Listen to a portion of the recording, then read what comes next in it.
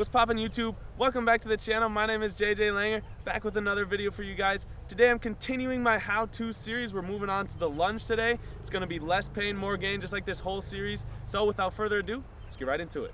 I just can't let you go. Lord knows that I've tried to. You said I was the only one. No one likes being lied to. Alright, let's jump into it. Tip number one is gonna be all about foot placement. So if you can see from the front here, I don't want my feet to be super wide when I'm lunging, and I don't want them to be super narrow because then I'm gonna have trouble balancing. So you're just gonna offset your feet a little bit like this, so it's about probably like 2 widths of your feet in between to the other foot. And then if you come around, we'll be able to see kind of how far apart they should be. So your foot's offset, but then you also want to make sure you're not super out wide, because this is just like, you're not strong in this position, but you also don't want to be really narrow because your knees are kind of powerless there. What you want to be is where you come down here and you're at a nice 90, so kind of in that happy medium where you feel athletic, things like that. Tip number two is going to be depth, okay? So a lot of people on a lunge, they'll come down and they'll like tap their knee or something on the ground, but as soon as you tap your knee, you're resting, okay? And you don't ever want your muscle to not be activated. So I want you to come down, get to 90, knee just above the ground, and then come up, okay? So right here, boom, come up. Knee barely right above the ground, come up. So that's tip number two, is get good depth.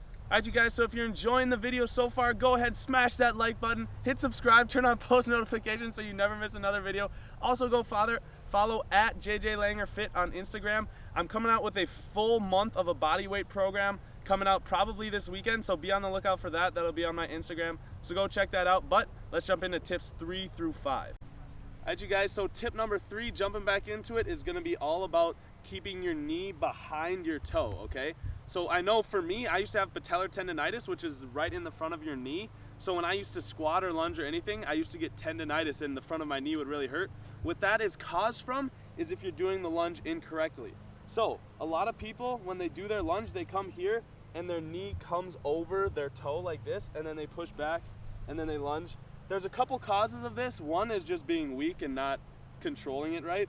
And 2 is if you don't lunge out far enough, if your leg is too close, when you kind of bend your knee, it comes forward. So make sure you get that foot out far enough and then get right to 90 degrees. It should be almost right above your ankle, okay? Because if your knee goes in front of that foot, that can cause that tendonitis.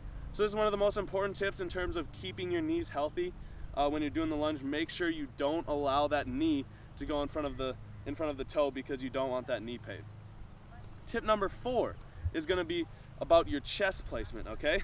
So in every exercise, depending on how you move the rest of your body, it's going to change what muscles you're working.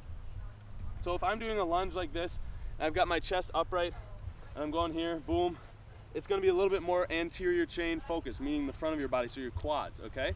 Whereas if I change the angle of my chest, and as I'm coming down, if I come forward and I lean this chest over, you're going to feel the emphasis of the movement change to more the posterior chain, so the hamstrings and the glutes, okay? So using that, you can kind of change the lunge and use it in different ways.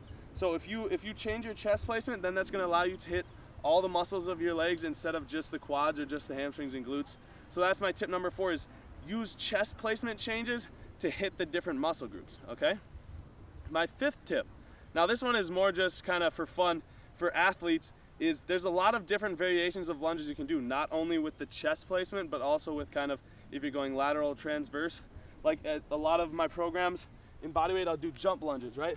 So you want to get up high, and that's getting you explosive. You can do lateral lunges here, because as an athlete, you want to train in every single different movement plane that you can do, because you're not always just going to be moving straight forward, right? You can do transverse lunges.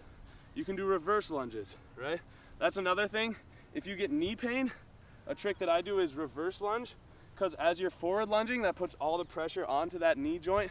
So if you do the reverse lunge, it'll be a little bit easier on your knees. So that's all the tips I got for you guys. Again, go ahead and follow the Instagram. Be on the lookout for the bodyweight workout. I hope you guys enjoyed, but I'll see you guys next time. Go ahead, comment down below. What else would you guys like to see for these how-to videos? In the end, I'm here for you guys, so let me know what you're looking for, but see you next time.